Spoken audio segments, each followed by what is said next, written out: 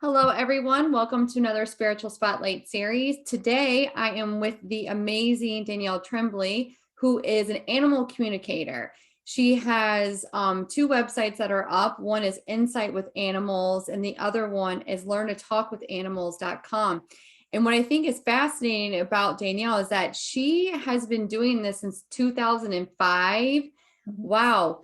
Can you tell us a little bit about kind of your awakening story into becoming an animal communicator? Sure. So let's see. So back then I was a science teacher teaching 8th grade.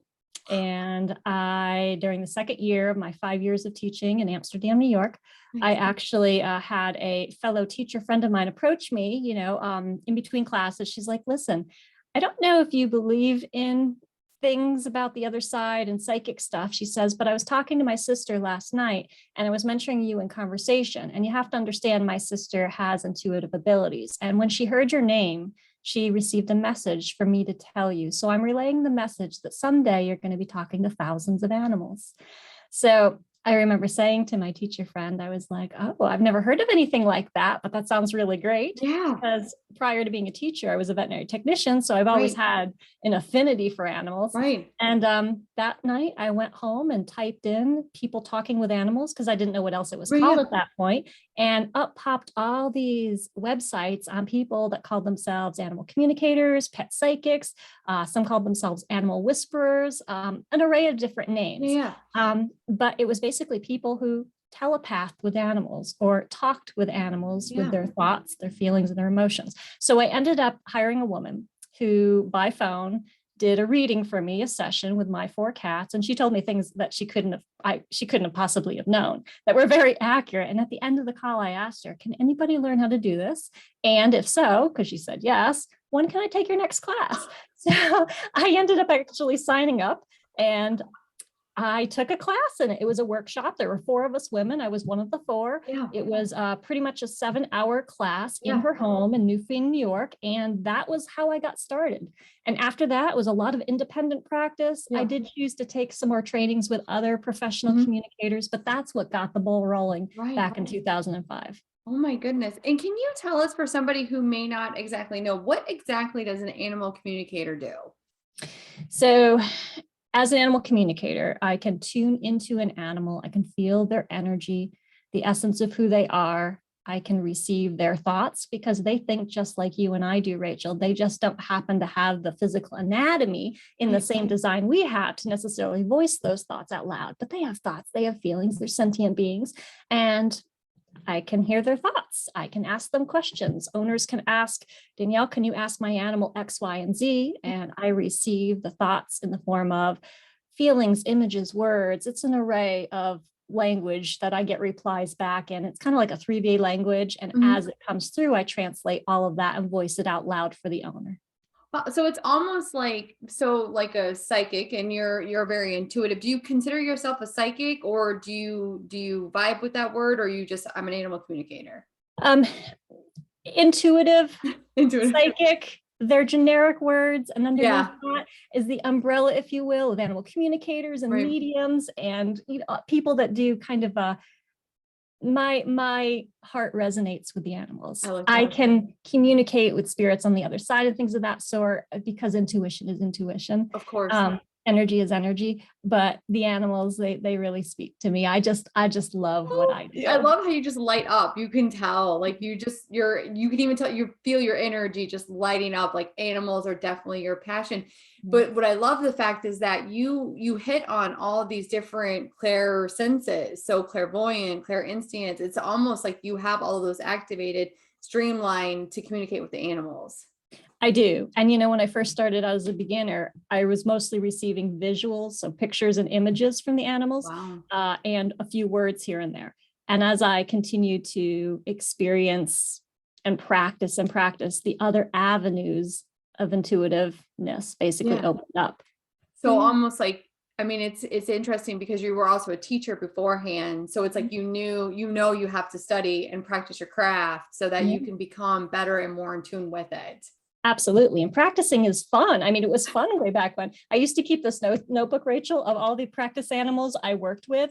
And I would circle anything that the owner said was accurate, that made sense, regarding the dog really had a red ball, they really responded this way when they got a bath or when visitors came, all those real basic kind of black and white questions that owners could really say, yes, that's right, Danielle, or no, that's not, or something in between. And I would circle everything that I got right. And over time, I had all these pages or evidence, if you will, for myself that indeed the accuracy was snowballing over time and getting better and better. I love that. And it probably has also helped you build up your confidence with your abilities and your skills. That is amazing. Do you think that people are like, I know that you learned how to do this kind of after you were a teacher. I know that you were a vet tech, you worked at some upstate clinics, you worked at the SPCA. Did you feel, looking back then, that maybe you had the gift then and just didn't have the skill set maybe yet? Absolutely. So when I was a veterinary technician at the SPCA of upstate New York in Queensbury, New York, there would be times I was in charge of the cats. There was another gal in charge of the dogs. So I oversaw the cats. And there were times that I would be, every time that I go into work, I would scan, I'd walk through all the rooms and scan the cats. And there would be certain ones I would stand in front of. And at that time, I didn't know animal communication existed. I was never raised up in any sort of intuitive development work in that field at that point, but I could sense which cats were sick, something that was up, and it was often very accurate, very right, or, something was real off. And now looking back, it's like, I was picking up the awareness of the energy. Wow. So yeah, absolutely. I mean, that's so do you feel like that you're almost born with it, but you have to activate that skill? Or is it something that maybe you also have to, if you want to learn, I'm going two different questions here. One, people are probably naturally born with it. And two, because I know you teach people how to do this. Can you teach somebody to do that? Yeah. So we're all wired to do this. Yeah. We're all energetic beings. That is our divine nature. Whether you are a spirit who has a two-legged body like humans or a four-legged body like a dog, a cat, or a horse, we're all spiritual essence, and spirit can talk to spirit, and we're made up of energy. Energy can talk to energy.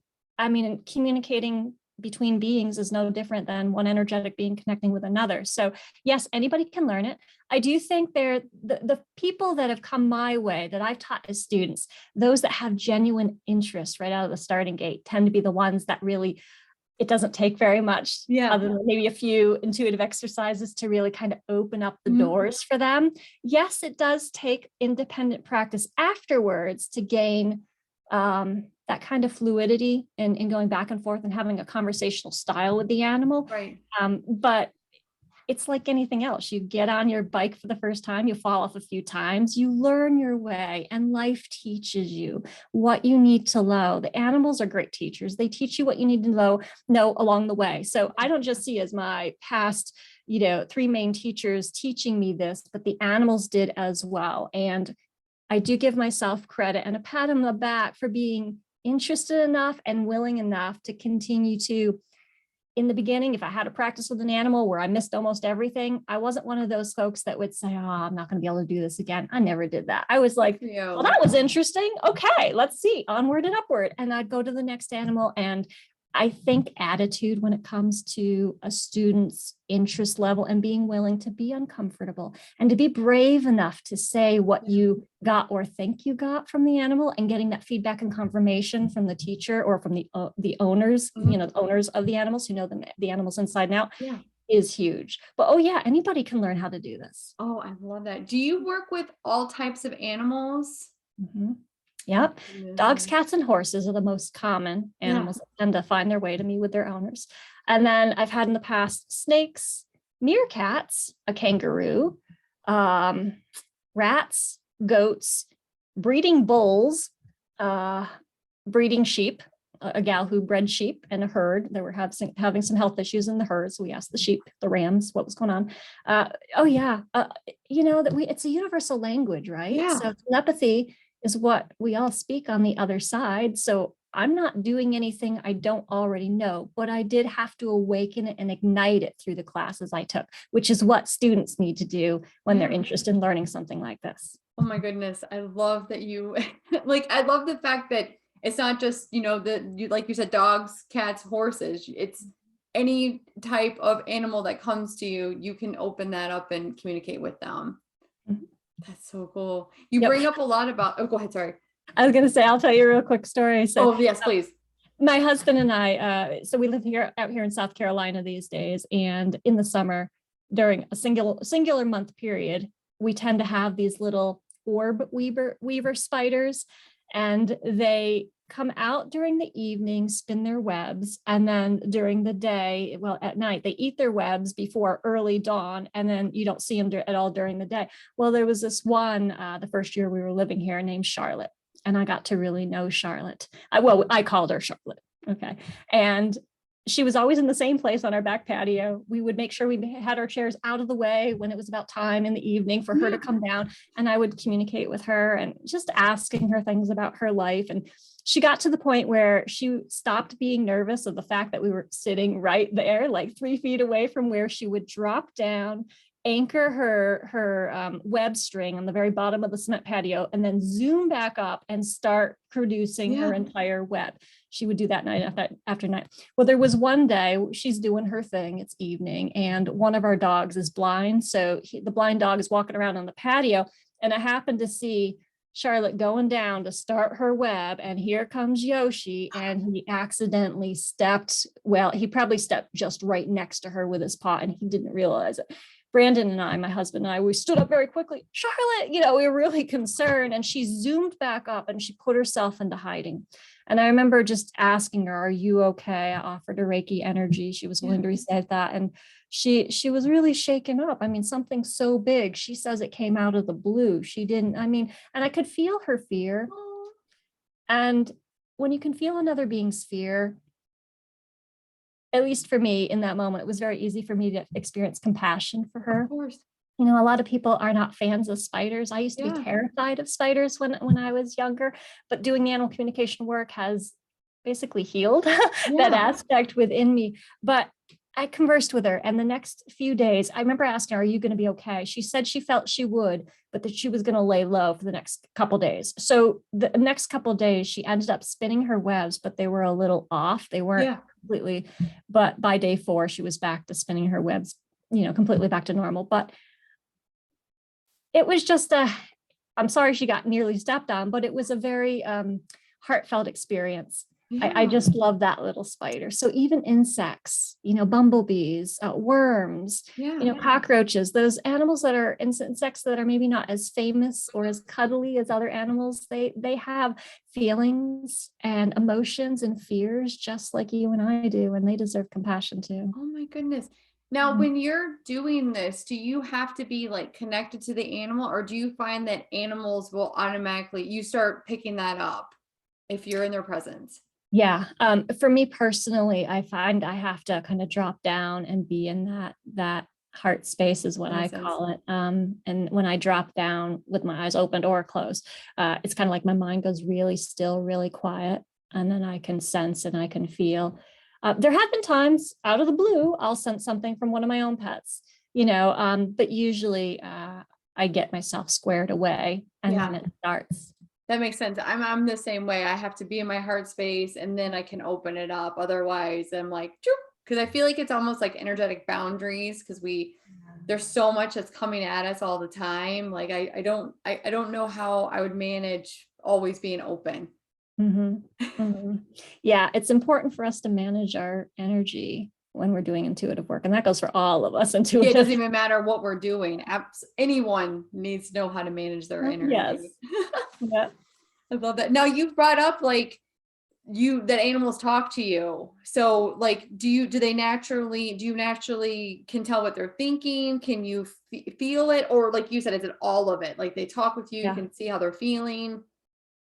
So I can enter a conversation with them one-on-one where they're actively engaged with me. Usually I'll initiate that, especially if I'm working with a client and they want to talk to their animal.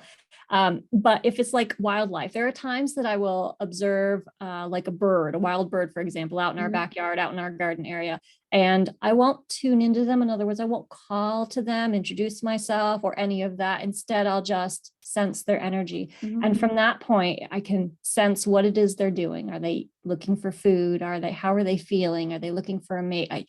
It's kind of like being a quiet, silent observer of them. I'm not intruding into their life in that moment. I don't always want to intrude or even actively ask questions. Sometimes I just want to be with them. Oh, I love that. Now, when you're doing your sessions, does the animal need to be present with you, or can you have a picture? Either. 99% of my sessions these days are done by the phone, Okay. on the phone.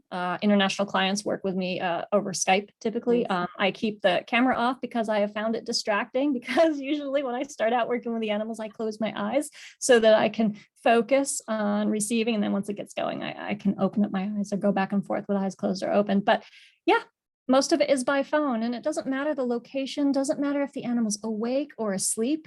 During the conversation, I tell owners, they'll be like, do I need to put my animal up to the phone? Do they need to hear you on speakerphone on the voice? And not at all. Let them do their normal routine, because to them, they're telepathing all the time with you and life around them. So they don't need to do anything different than usual.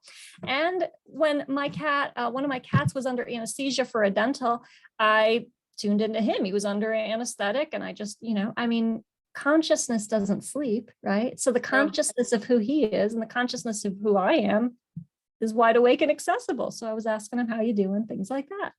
So yeah. Now it does help if the animal is, I've had the rare animals say, I'm busy right now, I can't talk to you, but that was mostly back in the early stages of me starting out and practicing. And I was just attracting, I think, a little bit more of the anything and everything. Whereas these days I've got more boundaries in place regarding who I attract, who I work with, and things like that. But I had a horse once tell me, I said, I was curious. I said, well, okay, I respect that, and I'll let you go. I'm just curious, what are you doing? And the horse was going through his paces, which it was a performance horse that the owner had given me permission to speak with on my own time. So I think that's what that was about.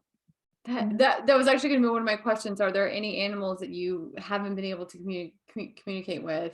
Yeah, it's pretty rare. Yeah, the majority are very interested in having their animal, or their owners, hear and understand them on a deeper level. There's so much we humans, I think, misunderstand or misconstrue, or we project.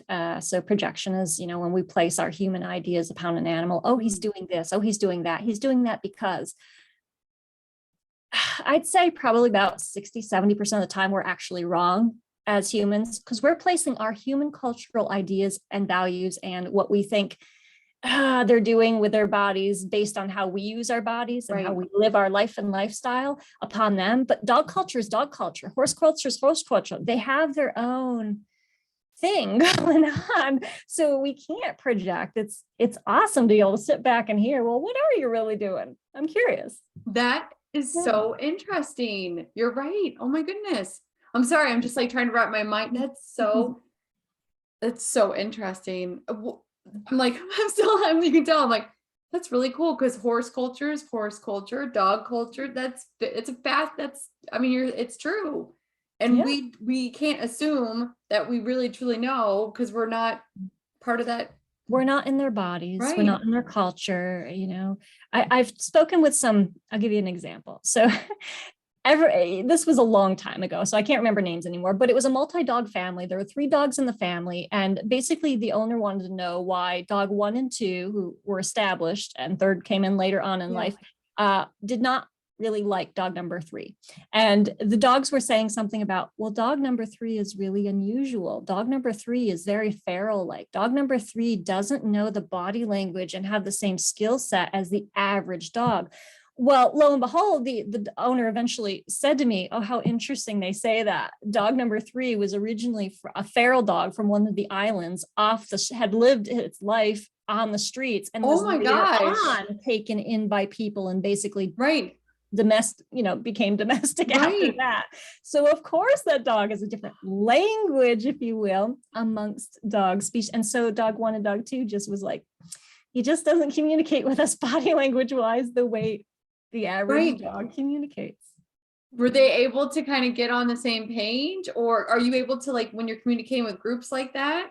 Yeah, we were able to converse, and the owner, of course, had her thoughts that she really wanted to express, because she really loved all 3 of her dogs, and she really wanted dog number 3 to feel accepted. And the dog was a little bit insecure as well, had some insecurities going on. And so we helped dog number 1 and 2 kind of understand the background of this dog so that maybe they could develop a little bit more of an expanded point of view, because they only know what they know. Same with us. We only know what we know. And sometimes you've got to bring knowledge, new knowledge to the animal friends so they can have the opportunity anyway to expand their way of thinking. Wow. What are some areas that an animal communicator can assist with the animals? Majority of clients come because they've either got a past animal that has just passed and they want to converse with, make sure they're okay. Did I let you go too soon, too late? Questions like that are very common. Are you with so-and-so on the other side? Things like that. I get a lot of that. I get a lot of people that want to know their history of their adopted dog and cat, from animal shelters or rescue groups. With horse owners, I get a lot of, okay, I just adopted this horse. What is his knowledge base, skill set wise? What does he know how to do performance wise? And there's some horses out there like, I'm not green. I know an awful lot. And some will be like, and I don't really want to work really hard. I just want a nice, relaxing life. Or the others are, I've met some horses with huge, high, work ethic standards of, I am a performance horse and this is what I do. And, they're just like people. In the sense that some of us are more invested in doing certain jobs and others not so much. Others behaviors, you've got the dog not getting along with this dog. You've got the situations, cats not using the litter box. So behaviors where there's not always peace in the household, or sometimes fears, they've got fears. So I'll give you an example. Sure. This was an example of a fear that wasn't always there, that developed all of a sudden for a dog. Oh, wow. And the owner has given me permission to share this. Many years ago, I spoke with a little dog who had been adopted, had been in the home for about 8 months or so. The dog was a senior dog, little tiny guy, and didn't see very well. Was doing fine, though, living in this household with the human family and the other senior dog that was already established prior to dog number 2 coming in. And then one day, the owner booked a session. She said, dog number 1 has transitioned and dog number 2 is suddenly acting aggressive with us. He tends to get himself in a corner, like a corner of a chair or a corner someplace in the room. And if we get too close walking by him, he growls, he lunges, he barks, he bites. Now he's not biting us, but he's acting ferocious. And this is coming out of the blue. What's going on? And dog number 2 was like, what did you do with dog number 1? Where did dog number 1 go? You've not taken wherever you left with him. I'm aware you left with him and you never came back. Now dog number 2, am very concerned about myself, my safety, because you did something. And the dog number 2 was assuming they did something bad or wrong. We had to explain to him. They took him to the vet. He had an illness. They had to release him that day. He wasn't well enough to come home. He was an old dog. And while dog number 2 wasn't best friends with dog number 1, he relied on him because that dog was sighted. And dog number 2 got a lot of information from dog number 1. And so dog number 1 was gone. And so dog number 2 was underneath the aggressiveness was insecurity and not sure what life was going to be like. So we set him straight, we explained, and I checked in with the owners and he basically changed overnight. He went back to being calm. He just needed the missing piece of information. Yeah. Wow. That is beautiful. I'm just like, I love this. Now you mentioned that you talk with past animals. Now, I'm going to ask you this. Do you find that they're in heaven with humans or all the beings together? I've heard 2 different schools of thought. There are different heavens for different beings, or to you, is it everything all together?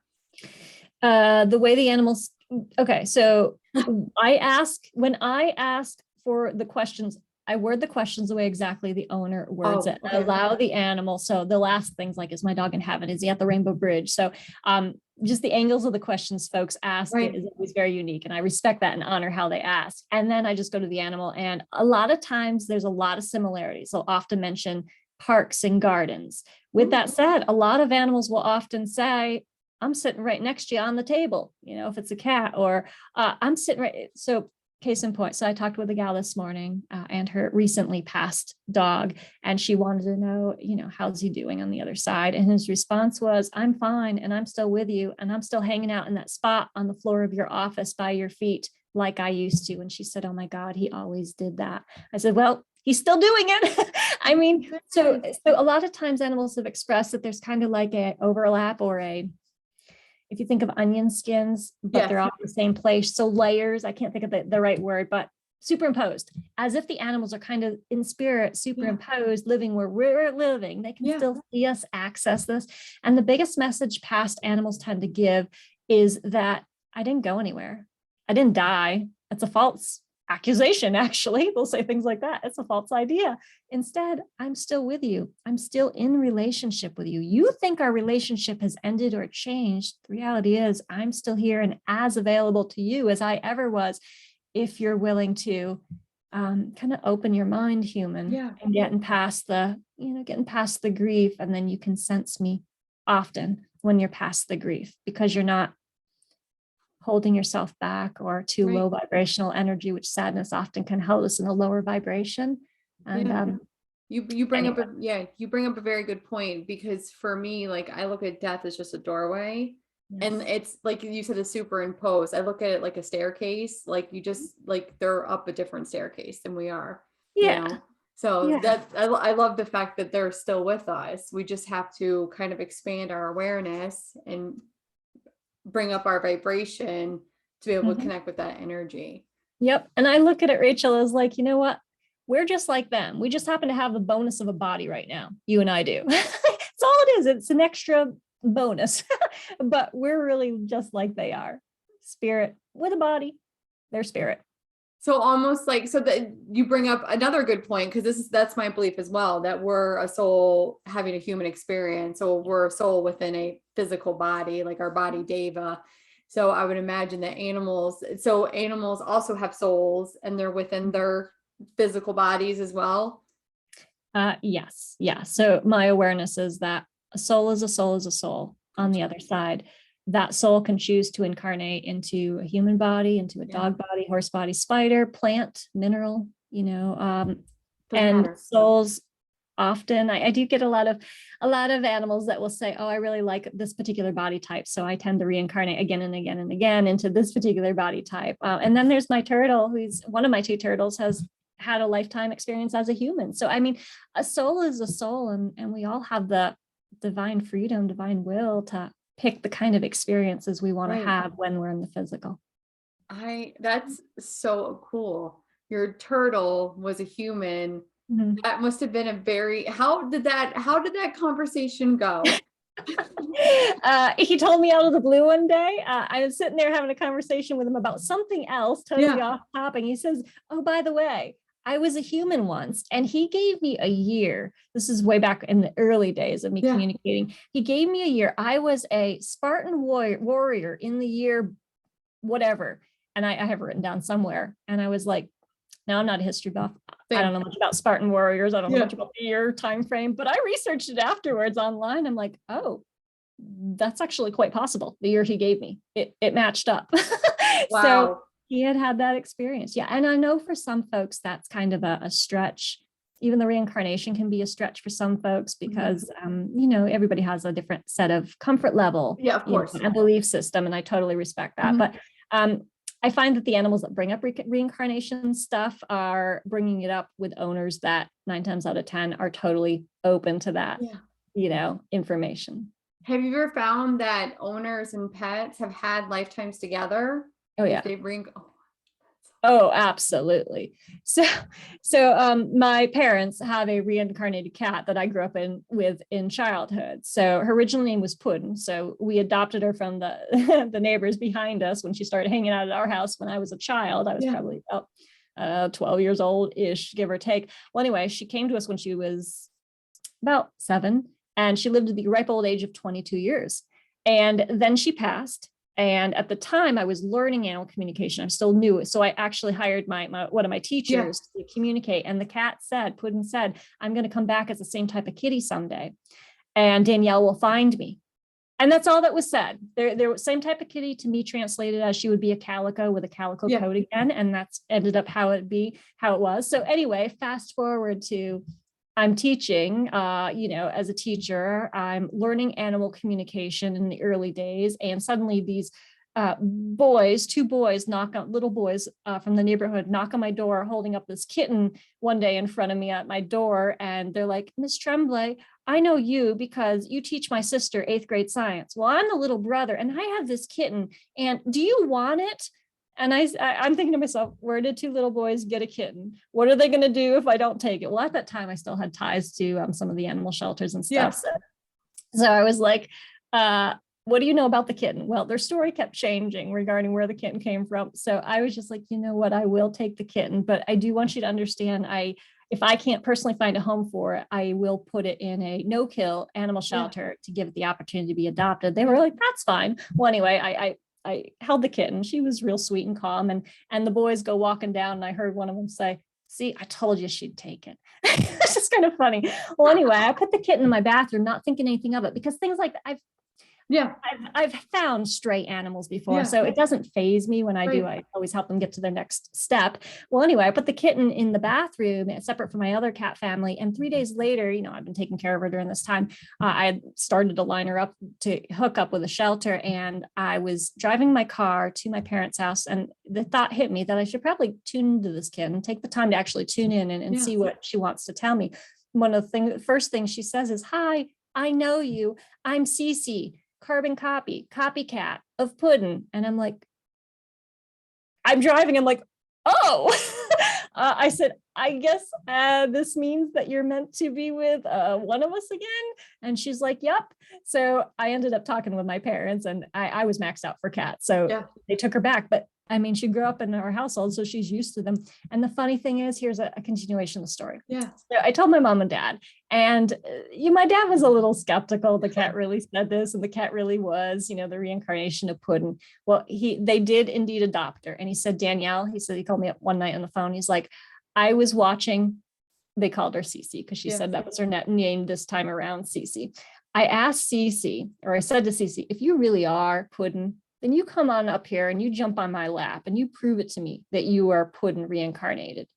He said he watched this kitten, not even an adult cat, but a kitten, stop playing, look at him, jump on his lap, stare at him in the eyes for about 10 seconds and jump back down and go back to playing. So he says, so there was my proof. He says, I thought you'd like that story. I have chills. That is amazing. Oh my goodness. I love that.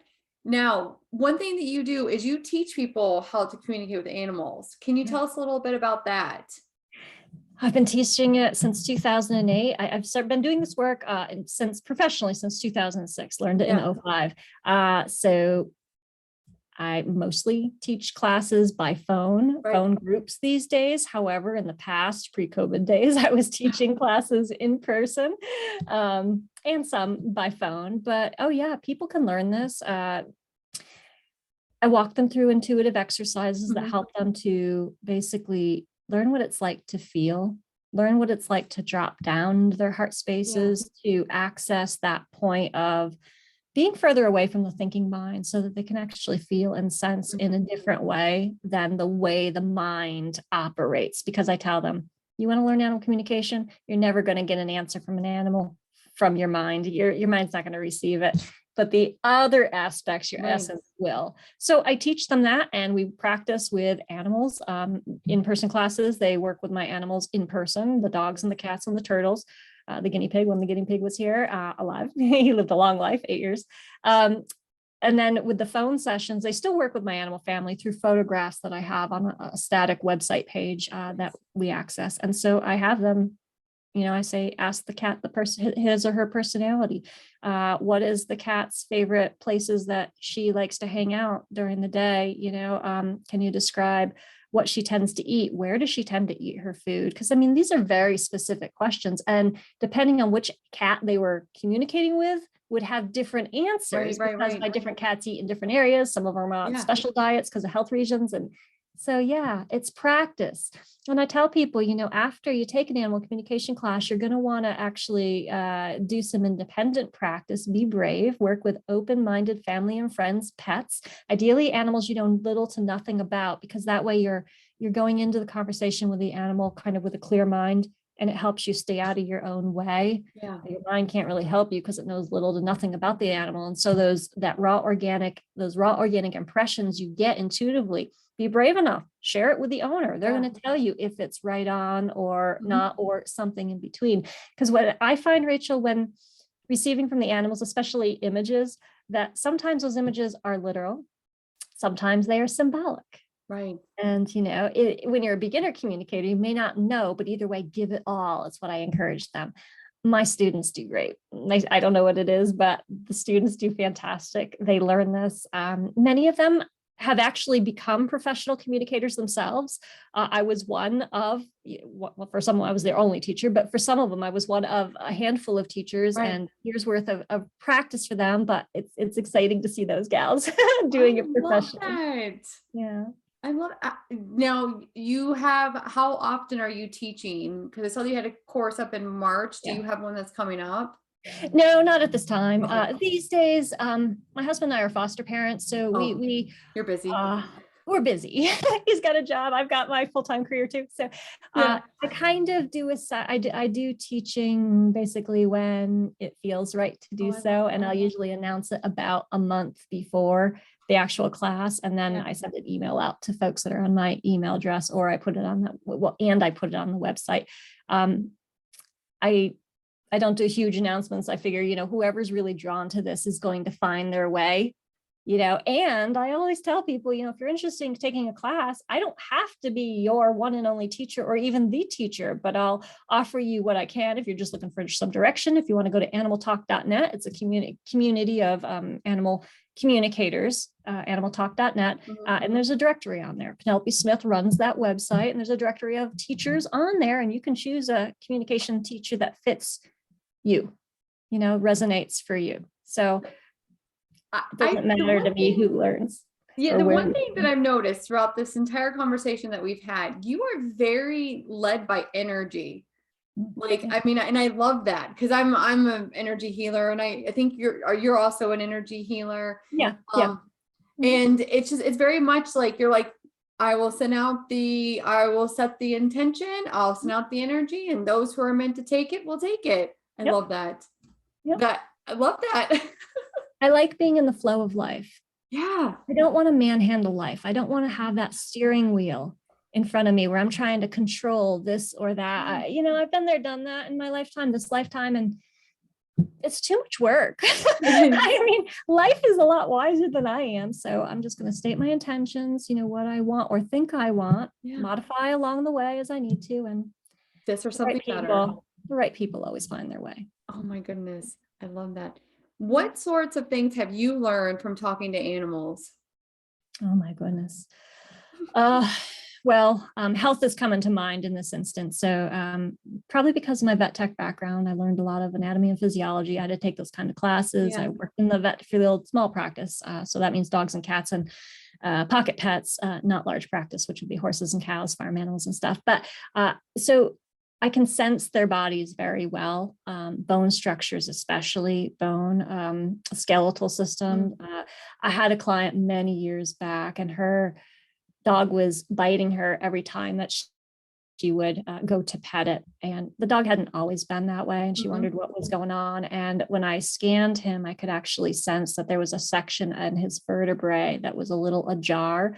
And they ended up confirming that on X-ray with a veterinarian. And I always tell people, I'm not a vet, I don't diagnose, treat, or prescribe, but take this information back to your vet and have them look at it for you. So indeed, they were able to confirm that. So body stuff, I love body stuff. Digestion, stomach, things like that really announces itself quite loud for me. Yeah. So I'll tell you a story, true story, my own pet. So I had, he's now passed. He passed at the age of 17, but a 17-year-old cat. Back when he was probably about 10, 11 years old, my cat, Beetle Bailey, stopped eating. Now, he was a healthy cat, didn't know what was going on, and I got nervous. And yes, I was doing animal communication, had been doing it for years at that point, but I got nervous and immediately, without speaking to him, booked an appointment at my veterinarian. Took him in, did blood work, nothing showed up, x-rays, nothing showed up. She sent him home with putting fluids, sub-Q fluids in him so he could get hydrated. And she said, let's watch and see. There wasn't any medication because she didn't know what she was treating. Right. Yeah. He hadn't eaten for, I think it was 2.5 days at that point, which is very unusual for that cat. And for cats, he wasn't obese, but for fat cats especially, you really don't want them to not eat. Cats are in a species, they really need to be consistently eating. It's a serious thing when they don't eat for that species. Not always true for dogs. But anyway, finally I got home and I was like, Beetle Bailey, that visit wasn't as profoundly beneficial as I was hoping for. Now I'm going to actually sit back and ask you, what's going on? He says, Danielle, I'm fine. He says, I have hair. I have a hairball. It's stuck in my stool, which is slowing up the transit rate of the stool passing out of my body. And I said, so what does that have to do with not eating? Well, he says, what you put in has to come out. If it's already moving out slowly, why would I put more in? I'm going to feel sick and like I have to vomit, and I don't want to vomit. So I'm avoiding vomiting. Now, you have to understand, Beetle Bailey, during this whole time of me being upset and nervous and pre-conversing with him, was cool as a cucumber. I mean, he wasn't acting sick. He wasn't hiding. He wasn't doing those things that sometimes sick cats will do. I said, okay. I said, when are you going to start eating? And I got to asking him day after day. And he kept saying, nope, I'm not going to eat today. Nope, I'm not going to eat today.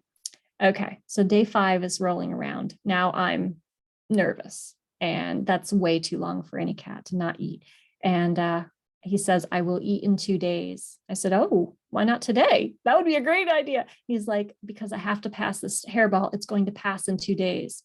So when he passed his stool right on time, like he said, I took some toothpicks and I opened it up. There was the hugest wad of hair I had ever seen in a stool. Oh my gosh. So that's what it was. And he started eating after it passed. He was just waiting. 7 days of no eating. He was drinking and acting fine. And he knew what was going on the entire time. Do you find that animals are very in tune with their bodies? Yes.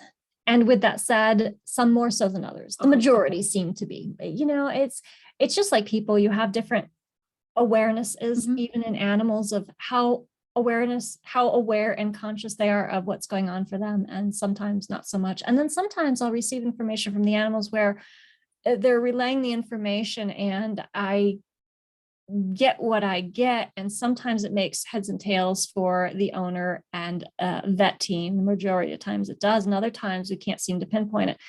Another story, true story, ended well. But the little dog the owner had brought to the veterinarian, the owner contacted me. My dog's at the vet. They're doing emergency tests.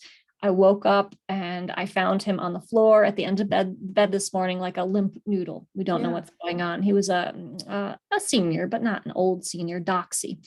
And I said, well, he's showing me this as if he's taking his hands, holding it over an organ, and he's going like this, like flashing me. And what I see is a green stone. He keeps showing me this green stone. So then I asked him, did you eat a green stone? No. Anyway, I said by the time we were done, and this was in my early years of doing the work, I said to the owner, it's burning, it's hot, it's a green stone.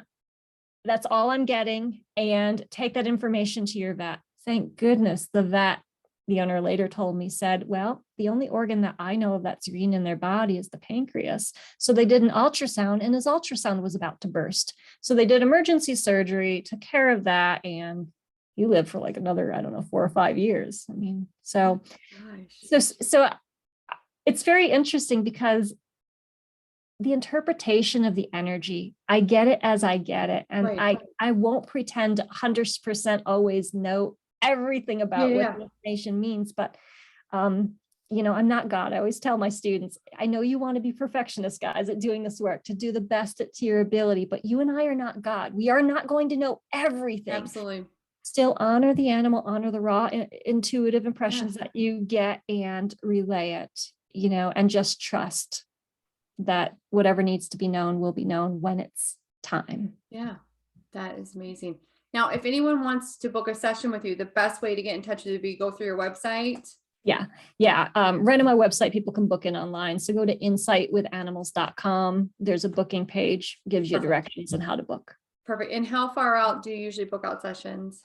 Furthest is usually 2 weeks. Right now, I'm only booked out about half a week, Nice. which is unusual. But I'm always booked out in advance. Always booked out. I Yeah. love that. Yeah. Any final words about animals and what they have taught you that you would like to share with us today? They've taught me to expand my mind and really think outside the box. You know, we as humans, at least me as myself, I can only think the way Danielle thinks. I only know what I know or think I know, you know, but listening to the animals over the years, it's just, they have expanded my mind. They make me think about things in different ways. And because there's such a plethora of different viewpoints and perspectives amongst the animals, it has really helped me step a lot out of judgment, because how can I judge another person or being without walking in their shoes? And sometimes I can walk in their shoes or sense from the animal's perspective and kind of be like in their shoes temporarily by feeling and asking and basically getting their unique experience. And some of them, just like humans, some of them are more sensitive than others. And some of them are more emotionally open than others. And so it's fascinating to me. And so I guess I would say to people that are interested in hearing from their pets, approach this work with an open mind. Know that you're probably going to hear an awful lot of information that you can confirm, that you recognize. Your pet does this, he does that. You can see that when I describe his or her personality, it totally resonates for you because you see the physical version with your eyes, but also be open-minded to learning new things about the animals, because their perspectives are unique because of their body type. Their body influences them, just like our human bodies influence us in the way we live. Right. Oh, that is amazing. Well, I want to say thank you so much for coming on this Spiritual Spotlight series. I will make sure to put up your website and everything. And thank you so much for joining us on the Spiritual Spotlight series. And I hope everyone has a great day. Thank you, Rachel. Thank you.